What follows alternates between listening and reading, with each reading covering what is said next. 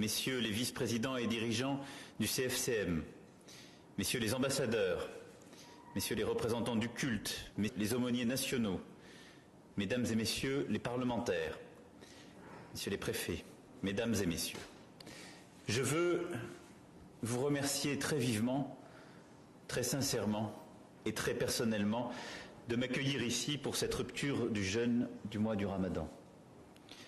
J'en avais pris il y a quelques semaines l'engagement, vous étiez là et nous sommes là ce soir ensemble. Je sais le prix pour vous de ce temps spirituel et vous l'avez rappelé, qui est aussi un temps de réflexion sur les valeurs cardinales de justice, de progrès, de tolérance et d'attention à la dignité de toutes et tous. C'est aussi un temps de partage et d'hospitalité sacré, où le visiteur est traité avec une égale prodigalité, quel que soit son rang. Par-delà les convictions religieuses, spirituelles ou philosophiques, ce sont là des valeurs au miroir desquelles nous pouvons contempler, celles qui fondent nos sociétés et qui trouvent à s'exprimer avec bonheur dans notre République. C'est pour moi l'occasion de vous dire, cher Anouar Bibeche, la reconnaissance de la République française, à quelques jours de la fin de votre présidence, venant après celle du recteur Daniel Boubekeur, dont personne n'oublie le rôle qu'il a personnellement joué pour réussir la création et l'installation du CFCM. Votre mandat a en effet été marqué, et vous l'avez rappelé, par les terribles attaques terroristes qui ont frappé au cœur notre pays et fait couler le sang de tant d'innocents. Ces attentats ont mis à l'épreuve le peuple français avec pour objectif évident de créer entre les Français de toute croyance et les Français de confession musulmane une déchirure profonde. Ils furent la tentative explicite de donner de l'islam l'image d'une religion cautionnant le meurtre et la terreur au nom d'idéaux fanatiques. Pour lutter contre cette perversion du message de l'islam, pour surmonter l'horreur des meurtres les plus abjects, il nous fallait le concours d'autorités musulmanes fermes dans leurs convictions, solides dans la dénonciation de ces crimes. Pas une fois, le CFCM n'a fait défaut. Lorsqu'il s'est agi de ce mensonge pervers qui ne cherchait qu'à fracturer notre communauté nationale, il a su trouver les mots sans se placer dans le déni, et cette attitude exemplaire doit être celle de tous les acteurs sur l'ensemble du territoire. De cela, soyez remerciés. Et c'est pour cela aussi que je suis là ce soir à vos côtés. Et voir parmi vous, pour cet iftar, l'ensemble des représentants des différents cultes présents avec vous dans cette fraternité manifeste est la meilleure preuve que le peuple français, quelles que soient les religions, les convictions philosophiques, est uni et en ces matières indivisibles. Il nous faut toujours réaffirmer qu'il n'y a pas dans notre pays d'un côté les musulmans et de l'autre les Français, mais bel et bien uniquement des Français, de tous horizons, de toutes convictions, tous citoyens au sein d'une République dont la laïcité garantit à chacun la liberté et l'égalité et offre comme projet commun la fraternité. Grâce à vous, ce combat pour maintenir l'unité nationale a été remporté et nous avons su tenir collectivement la voie de la raison face à la tentation du pire. Cette épreuve que nous avons traversée ensemble démontre une fois de plus tout l'intérêt pour la République de trouver face à soi des interlocuteurs représentatifs et responsables. C'est tout le rôle du CFCM que de porter depuis bientôt 15 ans la voix d'acteurs du culte musulman que sont les associations de mosquées et les fédérations qui réunissent au moins la moitié d'entre elles. Je suis conscient que vous ne portez pas la voix unique de l'islam en France, parce que votre religion, toute unique qu'elle soit, s'exprime dans une pluralité, une polyphonie à laquelle il faut savoir faire toute sa place. Mais vous êtes bel et bien une voix, à l'importance toute particulière, celle des acteurs quotidiens du culte, dont l'engagement souvent bénévoles, permettent à chaque fidèle de pouvoir librement vivre et exprimer sa foi. Vous êtes aussi, et c'est d'une importance majeure, une voix légitime, puisqu'issue d'élections, dont il convient d'espérer que vous saurez faire pour l'avenir l'outil d'une représentativité toujours plus large, toujours plus à l'écoute des attentes et des propositions des centaines d'acteurs de terrain. Et j'y reviendrai. Le CFCM reste cependant une institution jeune, et il reste bien des liens à tisser entre vous et la République, car la laïcité est rigoureuse sur ce point. Comme tout autre croyant, chaque Français de confession musulmane a le droit de vivre paisiblement sa foi, de la partager s'il le souhaite, avec les siens. Et c'est le devoir des pouvoirs publics que de s'en assurer. C'est la raison pour laquelle l'État a encouragé et accompagné la structuration d'aumôneries musulmanes au sein de nos forces armées, dans les établissements pénitentiaires, dans les établissements hospitaliers, l'aumônerie aux armées notamment. Cher Raïm, est exemplaire en termes de formation, de communication et de dialogue avec les autres cultes. Cet exemple doit beaucoup au soutien du ministère des Armées et il devra servir d'exemple aux autres associations et administrations concernées. De même, l'État accompagne le travail des associations musulmanes pour que la grande fête de l'Aïd el-Kébir puisse se tenir chaque année, non seulement dans l'indispensable respect des lois, mais aussi dans des conditions légitimes de sécurité et de sérénité. C'est enfin la raison de l'engagement sans faille de nos forces de sécurité, renforcées par le soutien précieux de nos forces armées dans la sécurité des lieux de culte dans notre pays. Églises, synagogues, temples et mosquées ne sauraient être des lieux où nos concitoyens pourraient avoir peur de se rendre. Je salue à cet égard le travail minutieux fait en liaison avec les services du ministère de l'Intérieur et la DILCRA par le CFCM contre tous les actes anti-musulmans et en particulier par l'observatoire qu'il a mis en place à cette fin. Mais au-delà, et au-delà même des conditions que l'État doit créer pour l'exercice serein de la religion musulmane, il me semble que nous avons aujourd'hui en commun des combats à mener. Le premier combat, c'est le combat contre le fanatisme et sa diffusion. Notre combat déterminé contre le terrorisme de Daesh et l'idéologie totalitaire qui le supporte doit nous conduire à poursuivre avec détermination ceux qui cherchent à faire de vos lieux de culte et de transmission, de votre tradition religieuse, des lieux de prêche de haine, voire d'appel à la violence. La réponse à ce terrorisme contemporain, elle est évidemment dans la mobilisation au quotidien de nos forces de l'ordre. Et je veux saluer ici la présence du ministre de l'Intérieur. Mais elle est aussi dans la réponse civilisationnelle, morale, qu'ensemble nous leur apporterons. Il vous appartient, vous, acteurs du culte, de combattre pied à pied sur le terrain théologique et religieux, de démasquer chaque fois que nécessaire l'usurpation de vos valeurs, la captation de l'histoire de votre religion, la négation de 15 siècles de travail d'interprétation réalisé par vos savants. Vous l'avez exprimé à de nombreuses reprises, avec la Convention citoyenne des musulmans de France sur le vivre ensemble en juin 2014, le manifeste citoyen des musulmans de France en novembre 2015, le préambule de votre récente charte des imams ou par d'autres textes importants publiés par vos institutions respectives. Ce combat de la pensée et de la foi, il faut le poursuivre sur le terrain, tout particulièrement auprès des générations les plus jeunes, dont nous savons tous qu'elles ont des réticences à passer les portes de vos institutions. Et c'est le propre de la jeunesse, je vous rassure, sur tous ces sujets. La République vous aidera dans cette tâche, en se rangeant à vos côtés résolument, dès qu'il conviendra de prendre des mesures coercitives pour que cessent ces détournements. Mais elle ne peut se substituer sur le terrain théologique, religieux, sur cette part de légitimité à votre indispensable travail. Le deuxième combat, qui sera le nôtre, doit se porter contre une pratique de l'islam organisant une ségrégation au sein de la République. Il faut être extrêmement vigilant, chacun dans ses responsabilités, contre tout ce qui façonne des formes de repli identitaire.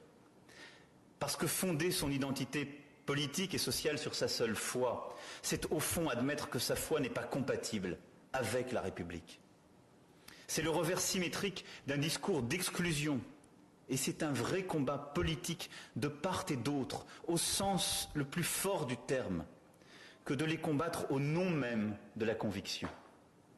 Personne en France ne doit être victime d'une forme quelconque d'assignation, qu'elle soit sociale, géographique ou de conviction.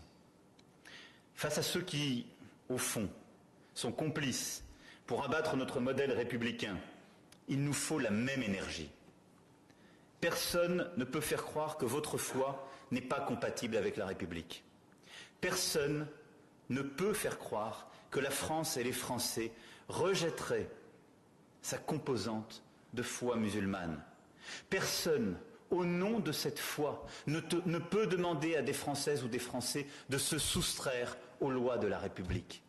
C'est cela notre défi, de construire ce commun indépassable qui est à la fois notre humanité dans ses convictions et leur pluralisme et notre appartenance à la République dans ce que ce projet porte de dépassement individuel.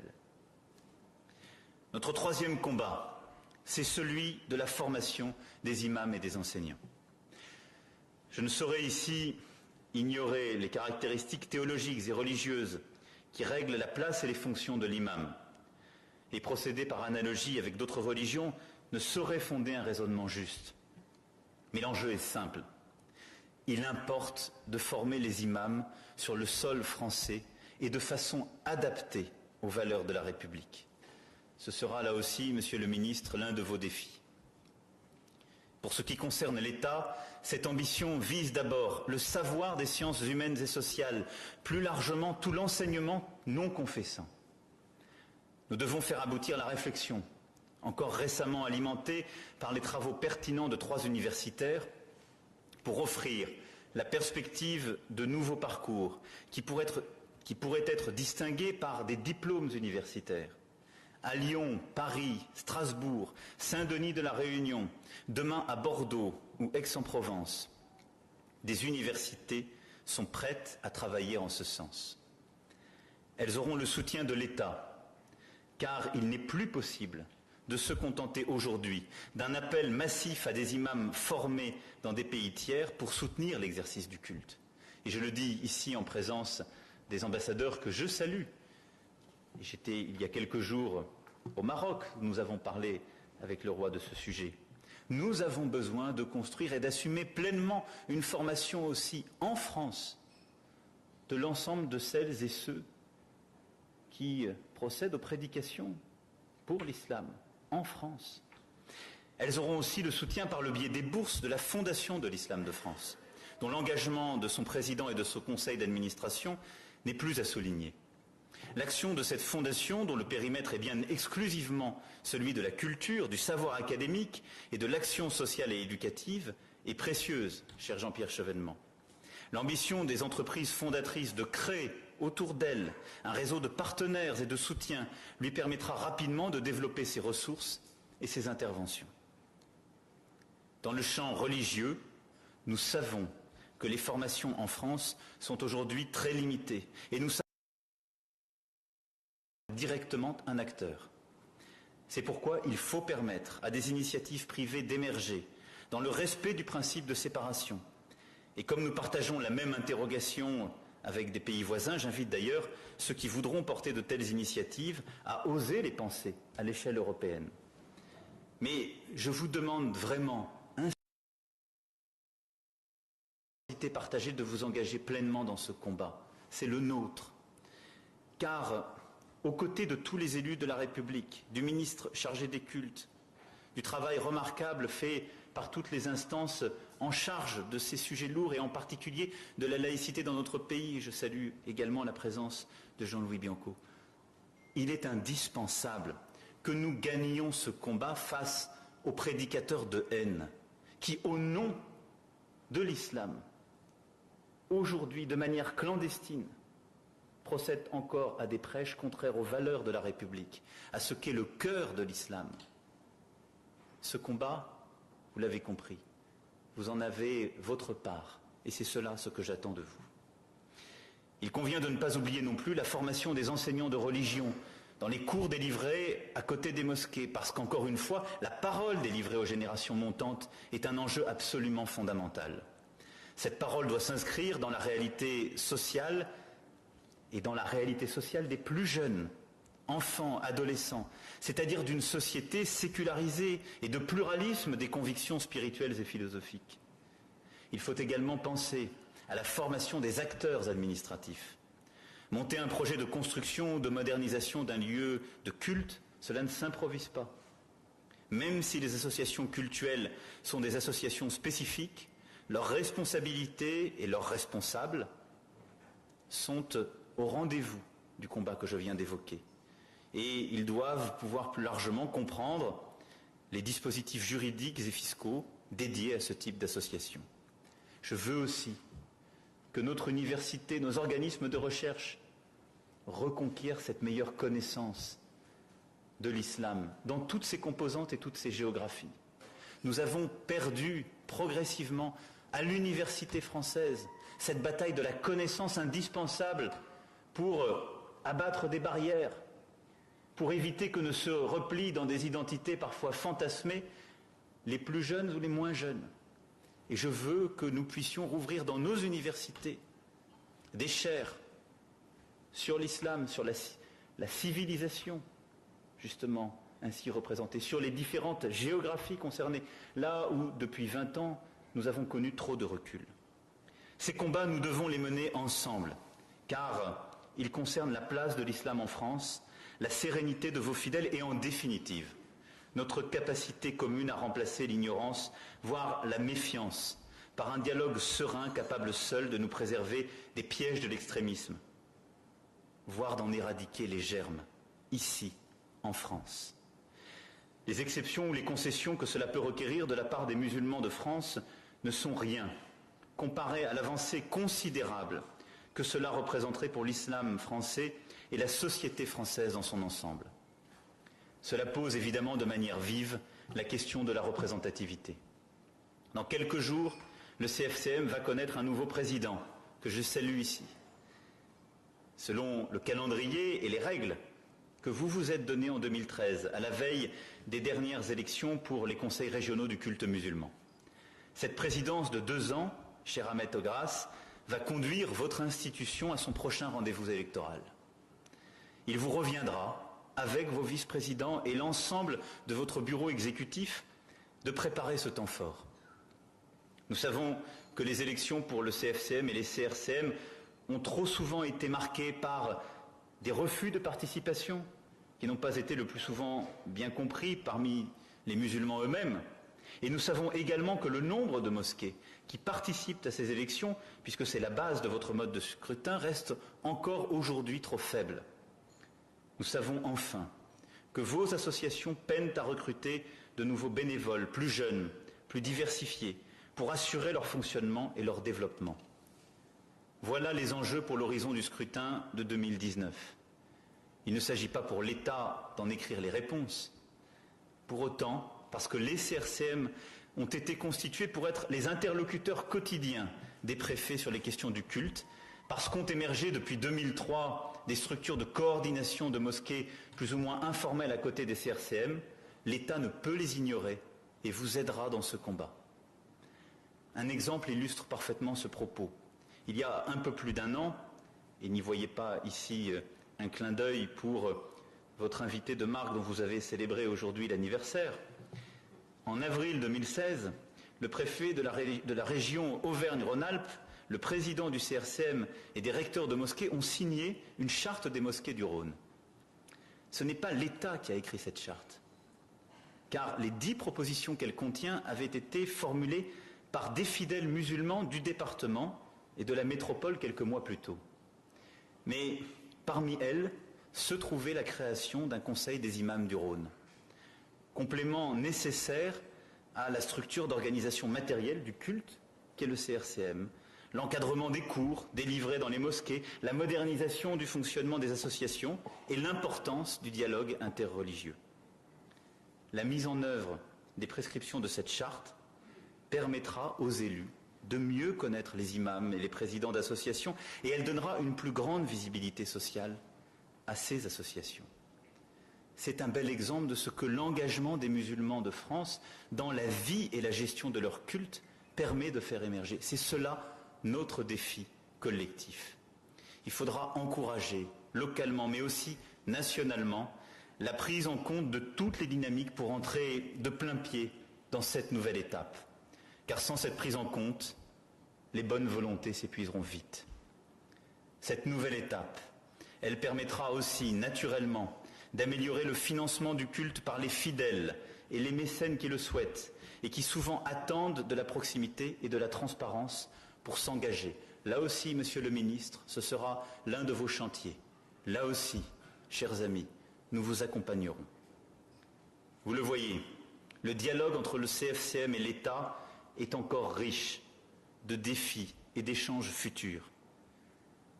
Je n'en sais guère aujourd'hui qui soit plus essentiel à notre République, ni sans doute plus urgent. Nous vivons une époque où tout est là pour nous diviser, où tout peut s'effondrer.